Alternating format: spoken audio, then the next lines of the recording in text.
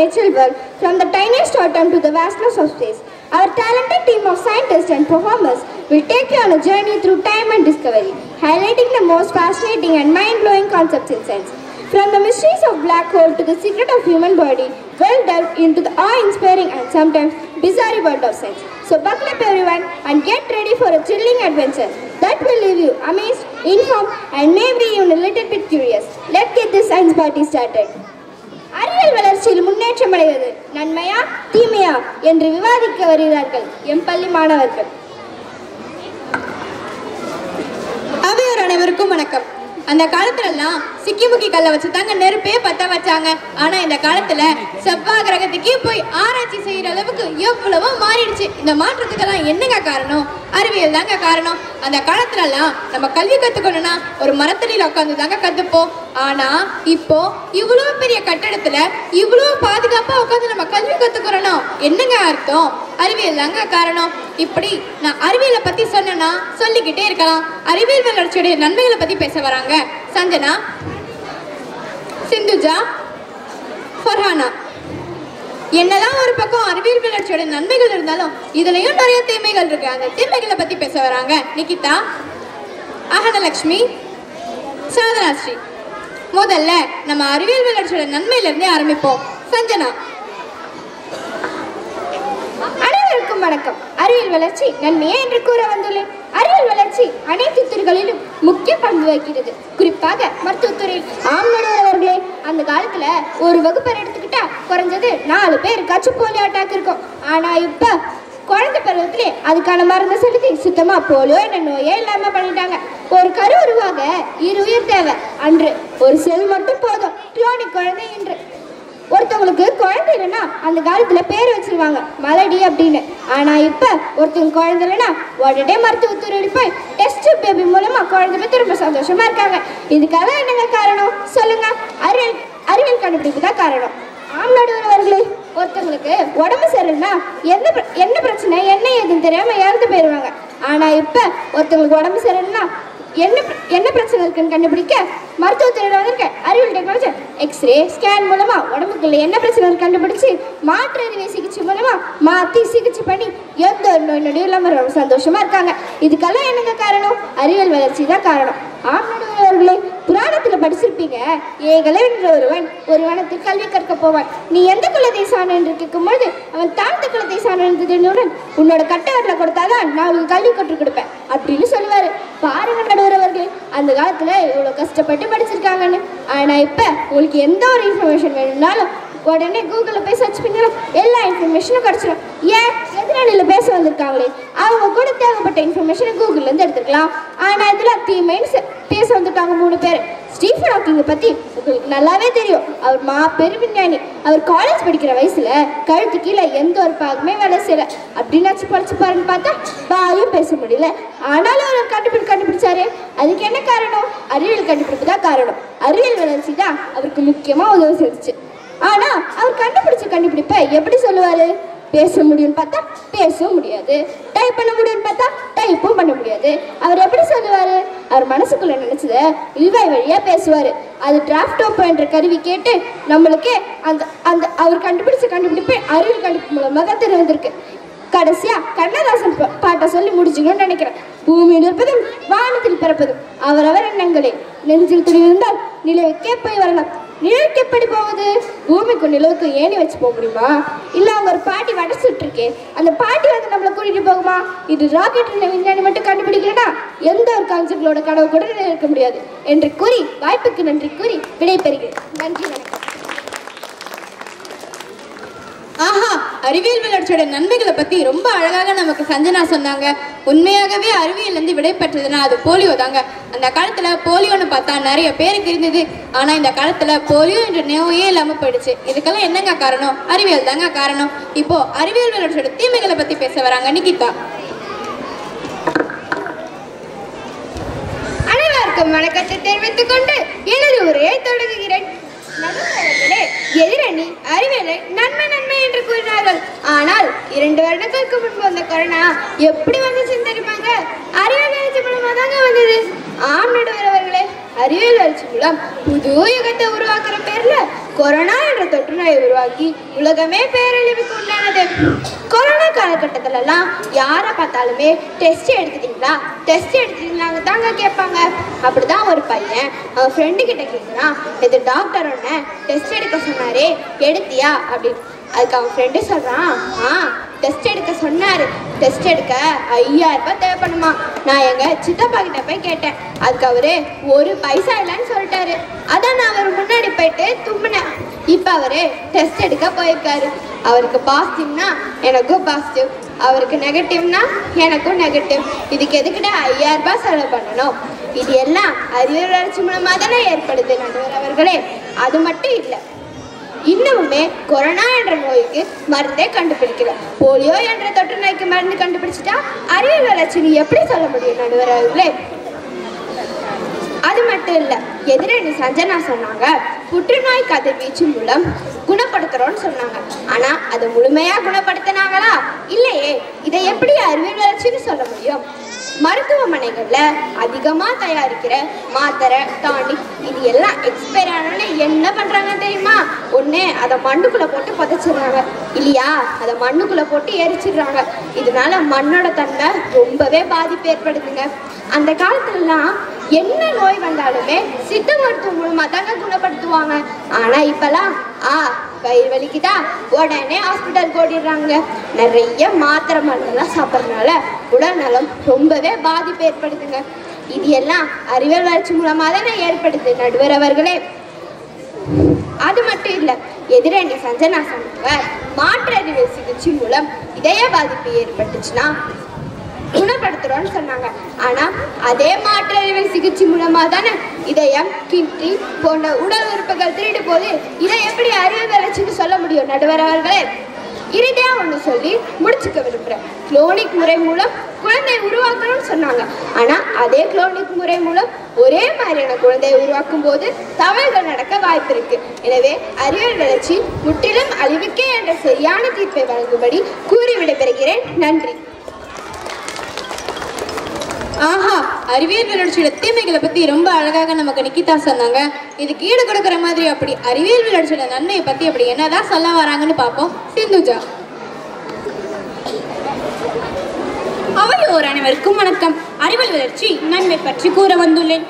அறிவியல் வளர்ச்சியால தான் கொரோனா என்ற கொடுமை வந்துச்சுன்ட்டு எதிரான நிக்கிதா அவர்கள் சொன்னாங்களே, ஏன் அந்த காலத்துல நோயே வரலையா?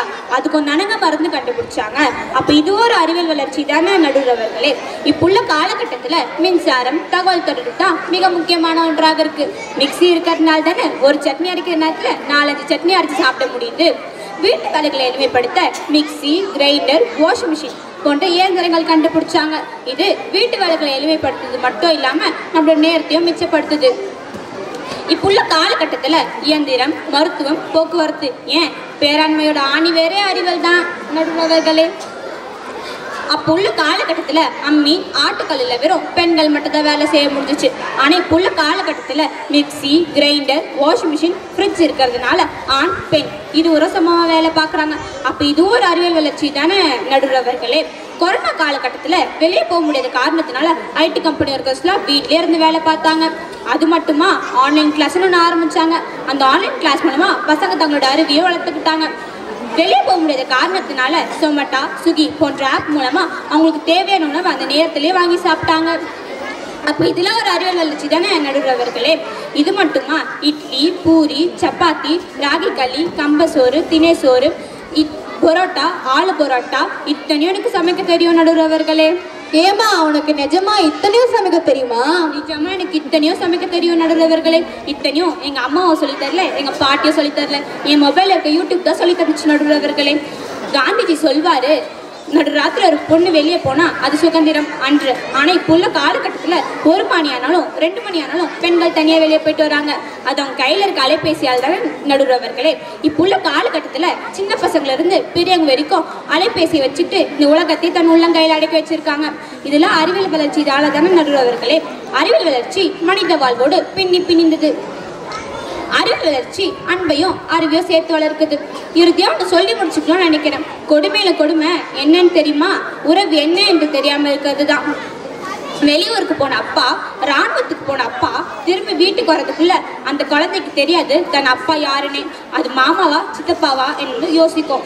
5-6 காலம் தன் குழந்தை பிரிந்து செல்கின்ற அப்பா திரும்பி வீட்டுக்கு வரதுக்குள்ள அந்த குழந்தை அப்பா யாரு என்று தெரியாத நிலையில இருக்கும். ஆனா இப்போ உள்ள காலகட்டத்துல ஸ்மார்ட் போன் இருக்கிறதுனால காணொலி காட்சி மூலமா அப்பாக்கும் மகளுக்கும் இடையே உறவு நிறைவு பெறுது.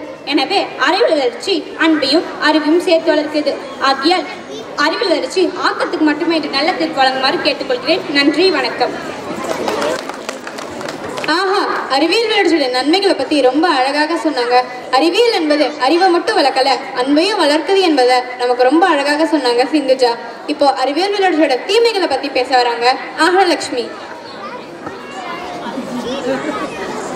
அவையோர் அனைவருக்கும் வணக்கம். அறிவியல் வளர்ச்சியின் தீமையை பற்றி பேச வந்துள்ளேன். எதிரிலிருந்து வந்தவங்க சொன்னாங்க ஆன்லைன் கிளாஸ் நல்லதுன்னு. ஆனா அந்த ஆன்லைன் கிளாஸ்ன்ற பேர்ல மொபைலை வாங்கி வீடியோ கேம் தான் விளையாடிட்டு இருந்தாங்க. இதெல்லாம் அறிவியல் வளர்ச்சி நடுவர் அவர்களே. மிக்சி கிரைண்டர் வாஷிங் மிஷின் இருக்கிறனால எங்கள் டைம் எல்லாம் சேவ் ஆச்சுன்னு சொன்னாங்க. ஆனால் அந்த மிக்சி கிரைண்டர் வாஷிங் மிஷின் இருக்கிறனால இப்போ உள்ள பெண்கள் சோம்பேறி ஆயிட்டாங்க. அப்பெல்லாம் ஆட்டுக்கள் அம்மிக்கல் இருக்கிறனால கை கால் எல்லாம் வலிமையாக இருந்துச்சு. குனிஞ்சு துணி துவைச்சனால இடுப்பெலும்புகள்லாம் வலிமையாக இருந்துச்சு. ஆனால் இப்போ மிக்சி கிரைண்டர் வாஷிங் மிஷின் வந்தனால இடுப்பெலும்புகள்லாம் தசைகள் வந்து ஜிம்முக்கு போயிட்டு இருக்காங்க. எதிரணியிலிருந்து வந்தவங்க சொன்னாங்க ஒரு சட்னி அரைக்கிற நேரத்தில் 4-5 சட்னி அரைச்சிடலான்னு சொன்னாங்க. ஆனால் அந்த 4 சட்னி அரைக்கிறதுக்கு 4 நாள் ஆச்சா இல்லை 40 நாள் ஆச்சான்னு தான் தெரியல. இதனால இப்போ 4 விதமான நோய் வருது. இப்பெல்லாம் மின்சார கண்டுபிடிப்பு அதிகமாயிருச்சு. அப்பெல்லாம் சாப்பிட்டு முடிச்ச உடனே சரிமான ஆகிறதுக்காக வெத்தலை பெட்டியோட நிற்பாங்க. ஆனா இப்போ மாத்திரை பெட்டியோட நிற்கிறாங்க. யூடியூப்பை பார்த்து அத்தனை விதமான சமையல் கற்றுக்கிட்டேன்னு சொன்னாங்க. ஆனா இந்த யூடியூப் இருக்கிறனால தான் இப்போ உள்ள சின்ன பசங்க சின்ன வயசுல கண்ணு தெரியாம கண்ணாடி போடுற நிலைமைக்கு வந்துருச்சு. இப்பெல்லாம் செல்போன் டவர் அதிகமாயிருச்சு. இதனால நிறைய சிட்டுக்குருவிலாம் பாதிக்கப்படுது. அது மட்டும் இல்ல, 1 மணி ஆனாலும் பரவாயில்ல, 2 மணி ஆனாலும் பரவாயில்ல, செல்போன் இருந்தா போதுமா நாங்க எங்கேயும் சுதந்திரமா தனியா வெளில போகலான்னு சொன்னாங்க. ஆனா ஒரு சில சமயத்துல செல்போன் சுவிட்ச் ஆஃப் ஆகலாம், இல்லைன்னா டவர் இல்லாம போகலாம். அப்பெல்லாம் பெண்கள் பாதிப்புகள் தானே ஆகுறாங்க. இப்பெல்லாம் சொந்த பந்தங்கள்லாம் செல்போன்ல பேசி நினைச்சிடலாமா. 1 வருஷம் ஆனாலும் பரவாயில்ல, செல்போன் இருந்தா போதுமா, லேப்டாப் இருந்தா போதுமா, வீடியோ கால்ல பேசி பார்த்துக்கலாமா. ஆனா இப்போ ஒரு பேர குழந்தை வருது. அந்த குழந்தையோட நுனி விரலை பிடிச்சு கொஞ்சம் சந்தோஷத்தை உங்க டச் ஸ்கிரீன் தான் கொடுக்குமா இல்ல லேப்டாப் ஸ்கிரீன் தான் கொடுக்குமா சொல்லுங்க பார்க்கலாம். ஃபேஸ்புக்னு ஒன்று கண்டுபிடிச்சாங்க நடுவர் அவர்களே. உண்மையிலே பாஸ்புக்கில் அக்கௌண்ட் இல்லாதவங்க கூட இருக்காங்க, ஆனால் ஃபேஸ்புக்கில் அக்கௌண்ட் இல்லாதவங்களே இல்லை. அப்பெல்லாம் 10 பேருக்கு இருக்கிற குடும்ப அமைப்பு மாதிரி இப்போ 3 பேர் இருக்கிற நிலைமைக்கு வந்துருச்சு. அந்த 3 பேர் இருக்கிற வீட்டில் கூட 3 பேர் ஹாலில் 3 ஃபோனில் பேசிகிட்டு இருக்காங்க. கேட்டால் நாங்களாம் ஹைடெக் ஃபேமிலின்னு சொல்கிறாங்க. கடைசி ஒன்று சொல்ல விரும்புகிறேன். அன்னைக்கு பாரதியார் சொன்னாரு, காலை எழுந்தவுடன் படிப்பு, பின்பு கனிவு கொடுக்கும் நல்ல பாட்டு, மாலை முழுவதும் விளையாட்டுன்னு சொன்னாரு. ஆனா இப்போ காலை எழுந்தவுடன் யூடியூப், பின்பு கனிவு கொடுக்கும் நல்ல வாட்ஸ்அப், மாலை முழுவதும் இன்ஸ்டாகிராம்னு காலம் வரை எங்கேயோ போயிட்டு இருக்கு. எனவே அறிவியல் வளர்ச்சி அழிவிற்காகவே மட்டுமென்று தீர்ப்பை வழங்குமாறு கேட்டுக்கொண்டு விடைபெறுகிறேன். நன்றி, வணக்கம். ஆஹா, அறிவியல் வளர்ச்சியோட தீமைகளை பத்தி ரொம்ப அழகாக சொன்னாங்க. உண்மையாகவே பாஸ்புக்ல அக்கௌண்ட் இல்லாதவங்க கூட இருக்காங்க, ஃபேஸ்புக்ல இன்ஸ்டாகிராம்ல அக்கௌண்ட் இல்லாதவங்க யாராச்சும் இருக்காங்களா? இதுக்கு ஈடு கொடுக்கிற மாதிரி அறிவியல் வளர்ச்சியோட நன்மைகளை பத்தி பேச வராங்க பர்ஹானா.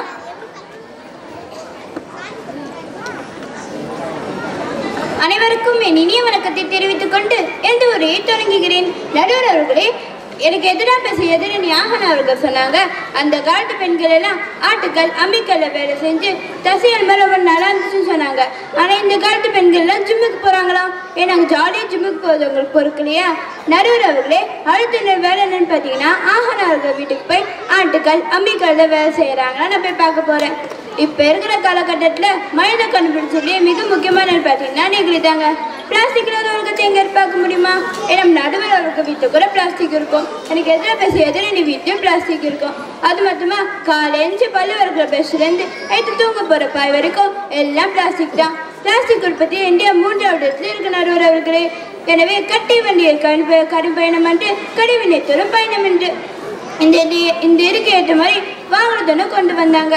அந்த காலத்தை மாட்டு வண்டியில் இங்கேருந்து தஞ்சாவூர் போனோன்னா கிட்டத்தட்ட 1 வாரம் ஆகும். அது பெசாம போகாமலே விட்டுவாங்க.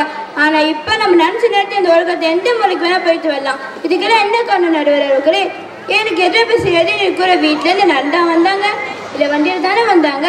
இதுவும் அறிவியல் வளர்ச்சியில் முக்கியமாக தானே இருக்குது. அது மட்டுமா அறிவியல் வளர்ச்சியில் அடுத்த முக்கியமான விஷயம்னு பார்த்தீங்கன்னா ரோபோட் தாங்க. ரோபோட் நம்ம செய்ய வேண்டியது டக்குன்னு முடிச்சிருது. இப்போ நம்ம வீட்டு வேலை எடுக்க வந்தாங்கன்னா அவங்களுக்கு சம்பளம் கொடுக்கணும், லீவ் கொடுக்கணும். இதெல்லாம் ரோபோத்துக்கு எடுக்க நடுவர் அவர்களே. முதல் குடியுரிமை பெற்ற ரோபோட் பார்த்தீங்கன்னா சோஃபியா தாங்க. இதுவும் நம்மளுக்கு ஒரு பெருமை தானே நடுவர் அவர்களே. ஏமா அந்த ரோபோட்டுக்கெல்லாம் கூட சார்ஜ் போடணும்ல? அதுக்கு தான் மின்சாரம்னு கண்டுபிடிச்சிருக்காங்க நடுவர் அவர்களே. வானோக்கி எரியும் தீபங்கள் என்று, கீழ் நோக்கி எரியும் எரிபந்தங்கள் என்று தாமஸ் ஆல்வா எடிசன் என்ற அறிவியலறிஞ மின்விளக்கு கண்டுபிடிச்சிருக்கான்னு எல்லாருக்கும் தெரியும். அவர் காலத்துல பெண்கள் எல்லாம் கஷ்டப்பட்டு படிச்சாங்க, மெழுகுவத்தி மோதி படிச்சாங்க, இளவரசியில படிச்சாங்க. ஆனா இப்ப அப்படியா?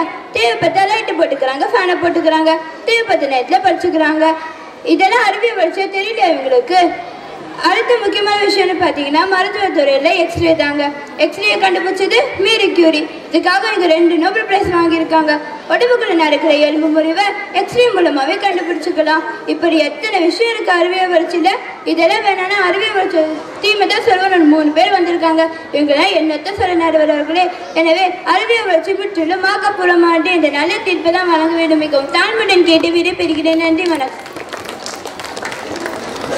ஆஹா, அறிவியல் வளர்ச்சியோட நன்மையை பத்தி ரொம்ப அழகாக சொன்னாங்க ஃபர்ஹானா. இதுக்கு ஈடு கொடுக்கிற மாதிரி அறிவியல் வளர்ச்சியோட தீமைகளை பத்தி பேச வராங்க சாதனா ஸ்ரீ. அவையோர் அனைவருக்கும் வணக்கத்தை தெரிவித்துக் கொண்டு அறிவியல் வளர்ச்சி முற்றிலும் தீமை என்று பேச வந்துள்ளேன். எனக்கு முன்னாடி வந்தவங்க சொன்னாங்க பிளாஸ்டிக் இல்லாம உலகமே இல்லைன்ட்டு. பிளாஸ்டிக்கால தான் உலகமே இருந்துட்டு. அது பிளாஸ்டிக் தாங்க நம்ம வாழ்க்கையில மிகப்பெரிய இருக்கு. ஏன் நீங்க இப்ப யூஸ் பண்ணிட்டு தூக்கி போற பிளாஸ்டிக் எரிக்கும் போது அதுல இருந்து வெளில வர நச்சு புகையை சுவாசிச்சா நிறைய பிரச்சனை ஏற்படுது. அதே மாதிரி இப்போ நீங்கள் ஹோட்டலுக்கே போனாலும் பார்சல் வாங்கிட்டு வருவீங்க, அதையே பிளாஸ்டிக்கில் தான் ஊற்றி தராங்க.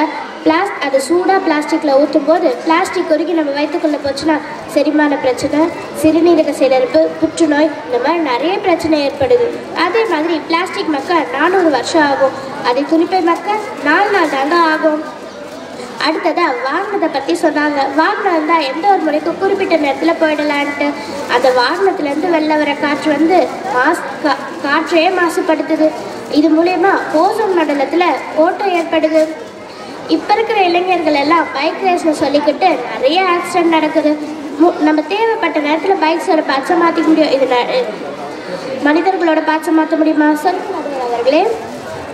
அடுத்ததாக அறிவியல் வளர்ச்சியில் ரொம்ப முக்கியமானது ரோபோட்னு சொன்னாங்க. குடியுரிமை பெற்ற முதல் ரோபோட் சோஃபியான்னு சொன்னாங்க. அந்த சோஃபியா கிட்ட ஒரு கேள்வி கேட்டாங்களாம், நீ தேவைப்பட்டா மனிதர்களையும் அழிப்பியான்ட்டு. அப்போ அந்த சோஃபியான்ற ரோபோட் சொல்லிச்சா, நான் தேவைப்பட்டா மனிதர்களையும் அழிப்பேன் அப்படின்ட்டு. அப்போ மனிதர்கள் உருவாக்கிய ரோபோட் மனிதர்களே அழிக்குதுன்னா இதெல்லாம் அறிவியல் வளர்ச்சியா? சொல்லுங்க நடுவர் அவர்களே. அடுத்ததா தாமஸ் ஆல்வா எடிசன் அறிவியல் அறிஞர் ஒளிரும் மின் விளக்கு கண்டுபிடிச்சாருன்னு சொன்னாங்க. தாமஸ் ஆல்வா எடிசன் லைட்டை கண்டுபிடிச்சாரு, அதை நான் ஒத்துக்கிறேன். ஆனால் நிம்மதியாக இருந்தோம் அப்படியெல்லாம் ஒத்துக்க முடியாது. ஏன் அந்த காலத்தில் லைட் இருந்துச்சா, ஃபேன் இருந்துச்சா, நிம்மதியாக தானே இருந்தாங்க. அதுலேயும் குறிப்பாக ஒரு நோயுமே இல்லாமல் தானே இருந்தாங்க. சொல்லுங்க நடுவர் அவர்களே.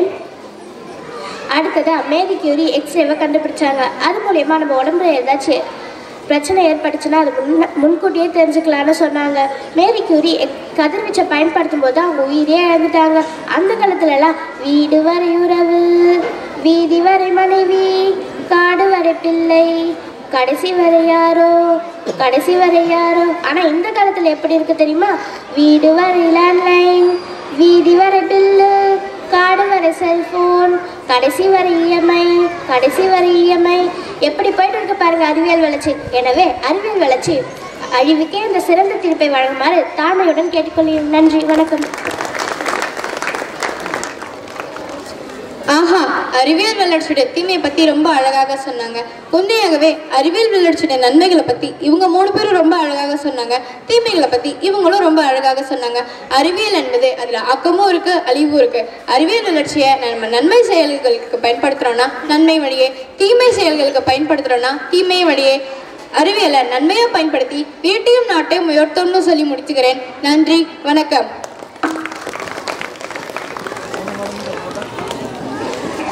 About science and technology. Let us go into the skill. My son, why are you roaming here crazily with your phone? Dad, don't interrupt me. I am playing Free Fire.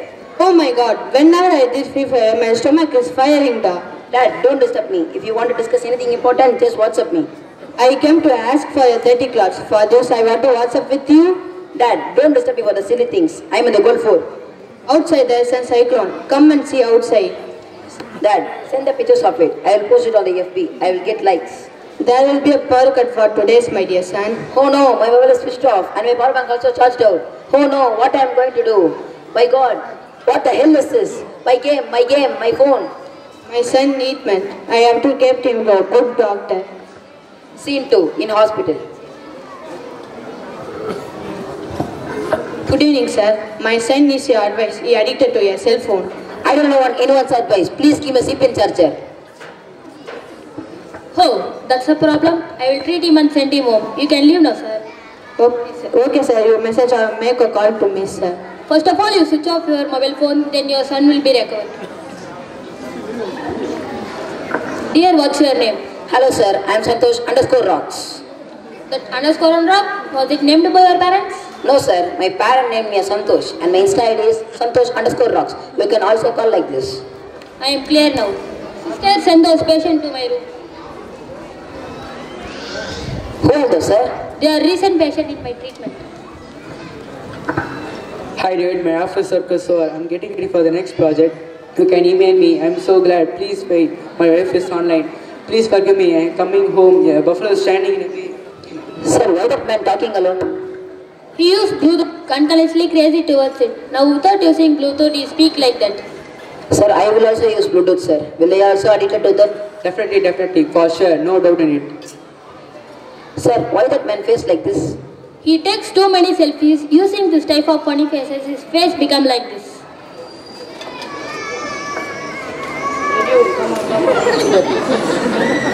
Sir, I can't imagine a face like this. Sir, who is he? He is messenger mental. What? I could not understand. You talk to him, then you will understand. Hello friend, how are you? Hey, what's wrong with you? Hey, what happened? Sir, what happened to him? He just said, I am fine, what about your friend? He said like a typer. Spider-Man. The spider does what a spider can. Hey, who are you, man? I am the devil of the world. Malama Pita De. Sir, what happened to him? He is movie mental, who addicted to many movies. Sir, he's crushing me. What happened to him? He didn't do it purposely because he is gamer mental. Sir, I am afraid. Will I also addicted to that game? It's not too late if you understand the complication of using them correctly. You cannot become like this. We cannot taste the benefit of science until we leave them to eat us. Thank you. Thank you. Investigate the secret of the nature. Some people have been very successful in this India world. Here descriptions of some famous scientists as a renowned scientists who enlightened this world with their intelligence. Here, can anyone from you tell the name of the scientist? Can anyone from you? No problem. It's Isaac Newton.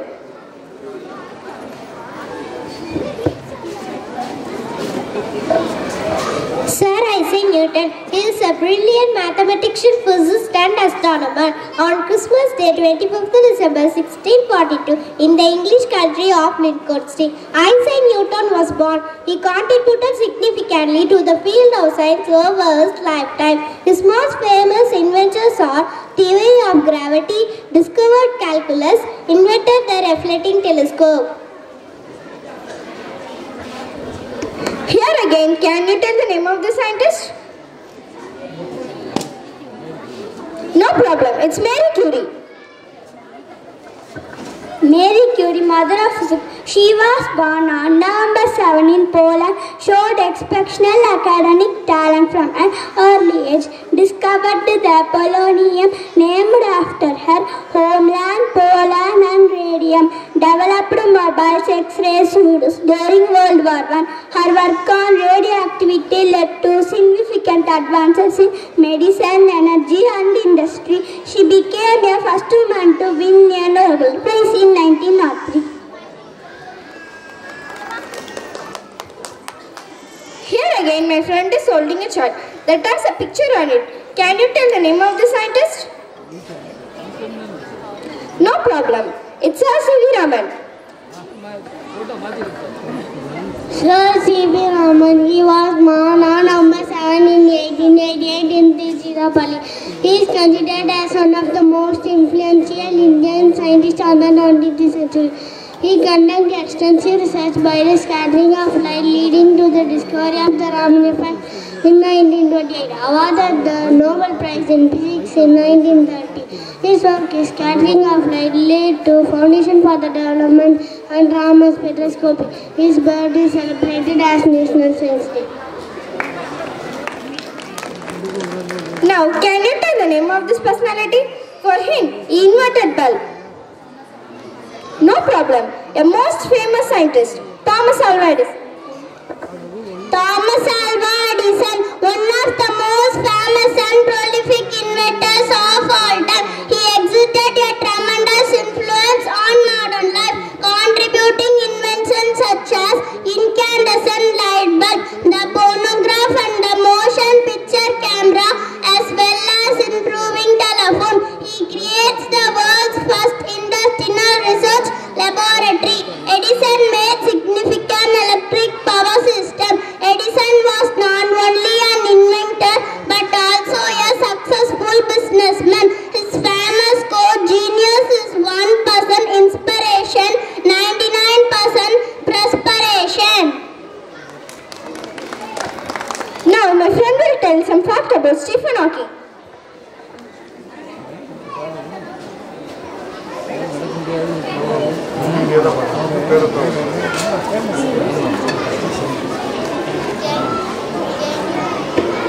Can you guess?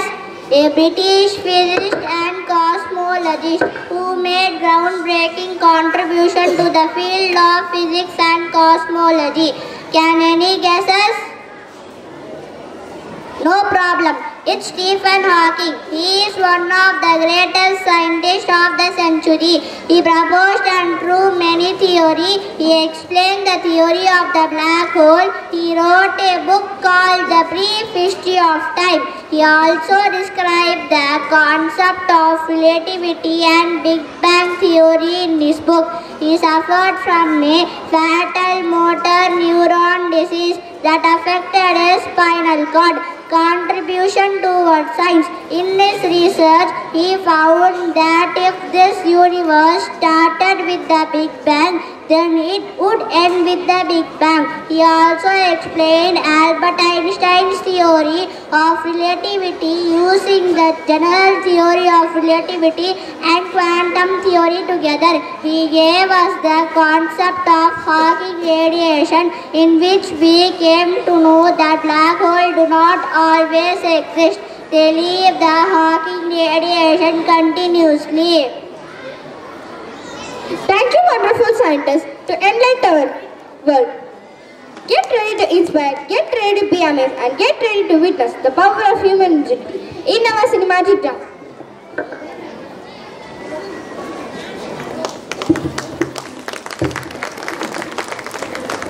சொல்லியே கொள்றாங்க. இன்னைக்கு ஒரு நாளைக்கு rest எடுத்தா தான் இந்த வீட்டுல உசுறு வாழ முடியும். ஐ புள்ள, இன்னும் ஏண்டா முடிச்சுக்கிட்டு இருக்க?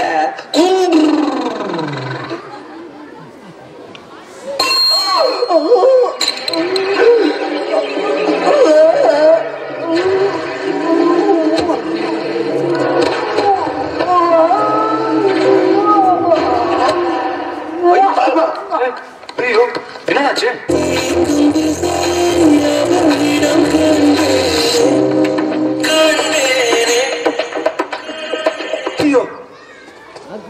என்னாச்சு இவனுக்கு?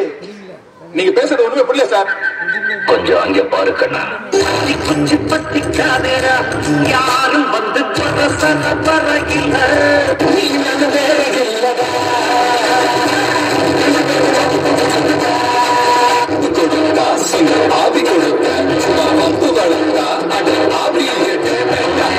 நீங்க பெரிய அறிவாளிங்க.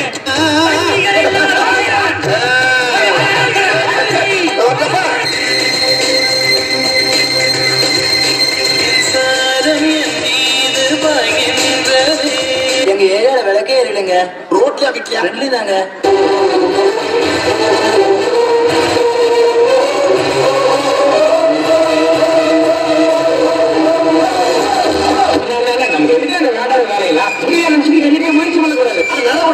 என்னைக்குமே தலைமை பண்ணலாம்.